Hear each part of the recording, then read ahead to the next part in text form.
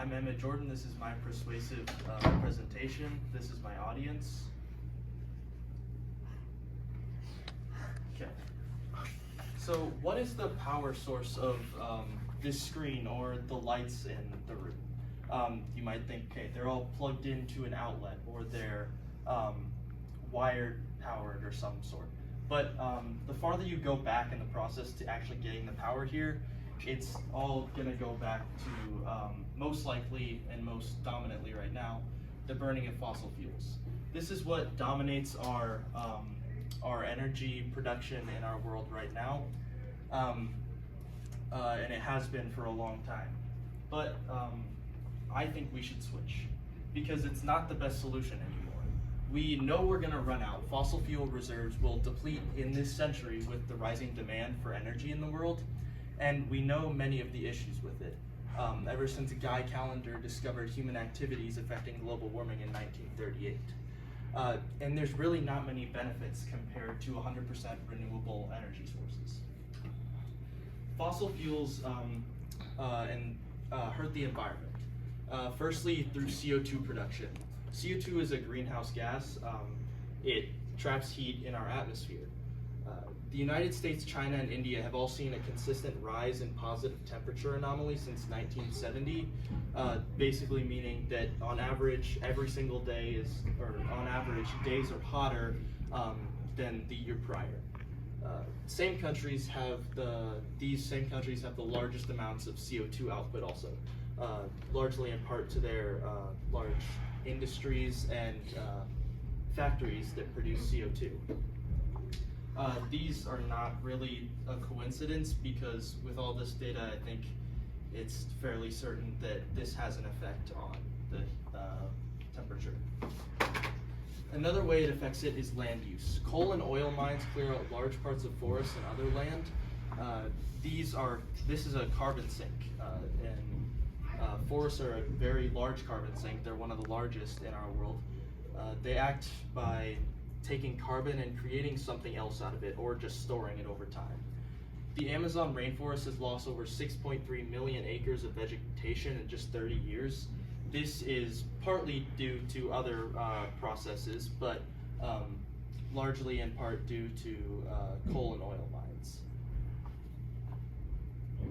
Another CO2 sink would be an ocean. The ocean can only hold so much CO2 and still be a healthy environment because it doesn't have anything really to do with the CO2 when it gets it, besides some like corals and plants that can use it to grow.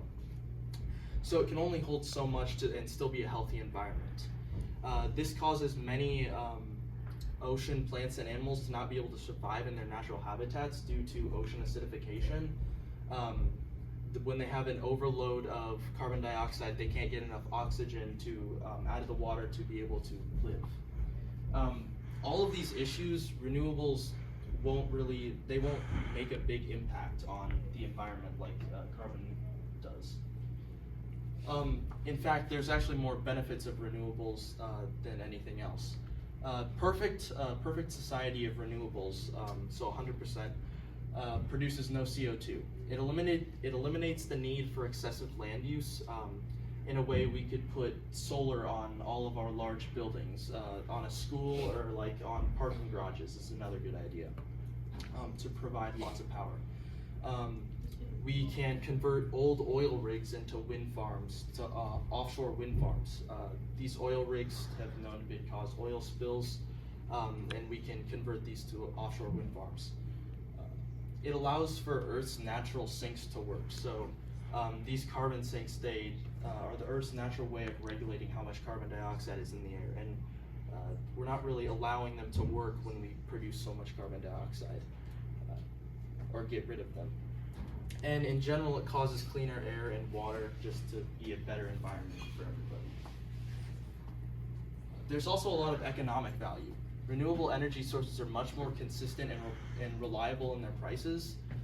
They're low cost, and they create an estimated 10.3 million jobs by 2030, as opposed to the 2.7 million jobs that are expected to be lost if we go with our plans, with the world's plans to transition to renewable energy sources. So it ends up being a positive change in jobs. Investing in solar for your home has an average return on investment time of about 5 years. So if you invest in solar by paying the upfront cost, either get them installed on your roof or invest into a larger farm of them, the return on investment should be about 5 years depending on where you live.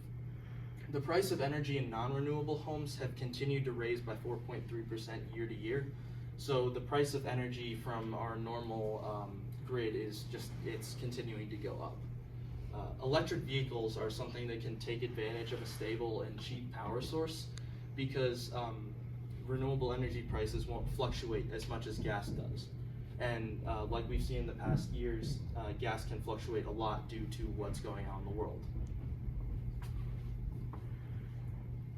We've seen continuing success with transitioning to renewable energy sources. Last year, prices of solar fell by 16%, onshore wind by 13%, and offshore winds by 9%. This is a very good increase or decrease in the price. From 2010 to 2020, the cost of electricity from utility scale solar fell by 85%. So investing in large scale farms, giving right to your home, is very much cheaper than it was 10 years ago. The price of solar is around 6 to 8 cents per kilowatt hour, depending on where you live and what company you're going through. It's around 16 cents for the normal electricity grid that's largely powered by fossil fuels. And investing in industrial farms can be even cheaper.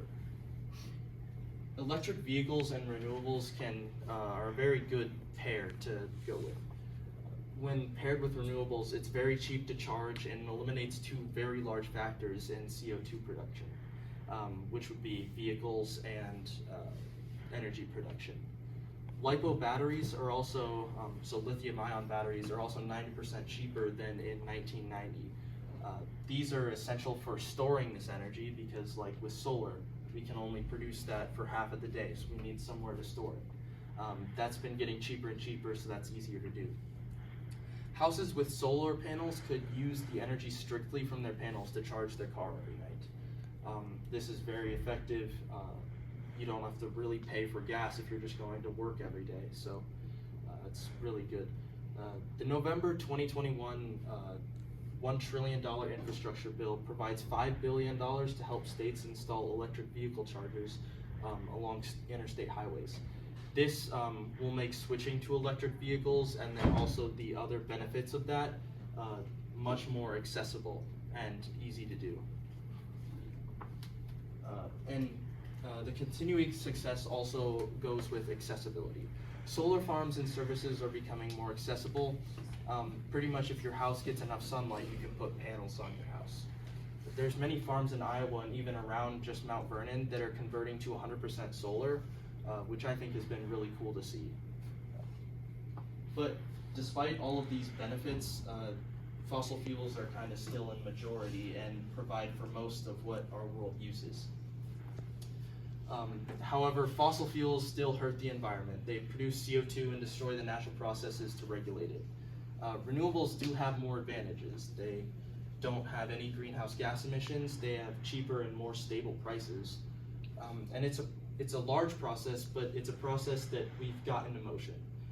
We've seen decreasing prices and increasing accessibility.